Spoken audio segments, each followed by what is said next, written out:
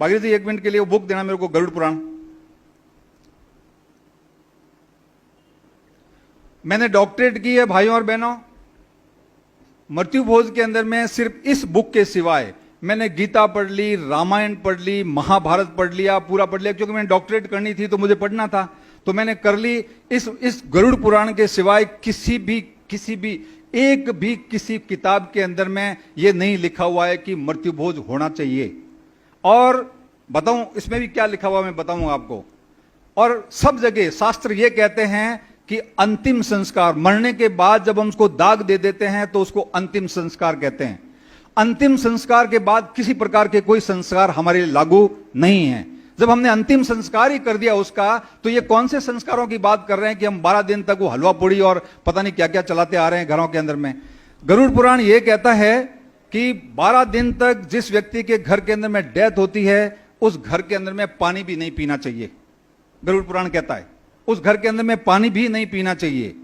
और 13वें दिन जब हम पूरे इकट्ठे होकर के अपने अपने घरों से राशन लेकर के उस घर के अंदर में चूल्हा वापस प्रज्वलित करना चाहिए, ये 13वें दिन। और 13 ब्राह्मणों को भोजन कराना चाहिए, ये इसके अंदर में लिखा हुआ है। अब वो 13 ब्राह्मणों के लिए भी जो मॉडर्न टीपाकार है, जो इसकी सर्वे करते हैं, या जो पढ़े लिखे जो ब्राह्मण हैं या जो भी लोग हैं, वो कहते हैं कि ठीक है, कोई गरीब आदमी है तो 13 ब्राह्मण को भोजन नहीं करा सकता तो 1 ब्राह्मण को भोजन करा दो, ये इसके अंदर में लिखा हुआ है। और फिर भी हम उसको पता नहीं किस प्रकार की हम जो है ना पुराने सिस्टम का या पुराने वो हमारे तरीकों का, या कहते हैं कि हमारे पौराणिक सिस्टम चला रहा उसके ऊपर में वो हम उसको पकड़ करके बैठ गए।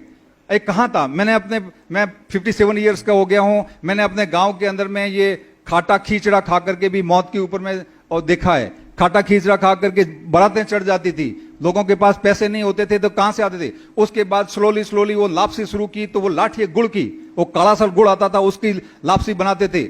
उसके बाद में फिर गुड़ डालना शुरू किया, उसके बाद चीनी डालनी शुरू की, उसके बाद गुड़ का हलवा शुरू किया, उसके बाद चीनी का हलवा शुरू किया, उसके बाद में फिर नुक्तियां और वो शुरू कर दी, उसके साथ पुड़ियां शुरू कर दी। और अभी तो कहीं कहीं जगह पे ऐसा देखा जाता है कि 12 दिन तक एकदम प्रॉपर एकदम टाइप्ड मीनू होता है, डिजिटल कार्ड इश्यू होते हैं, उस मीनू के अंदर में लिखा जाता है फर्स्ट डे ये भोजन, सेकेंड डे ये भोजन, 12वें दिन ये भोजन।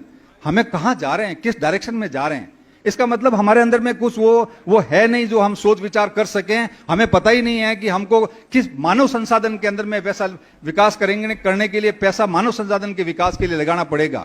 यदि मानव संसाधन में नहीं लगाओगे तो हमारा कोई कल्याण होने वाला नहीं है।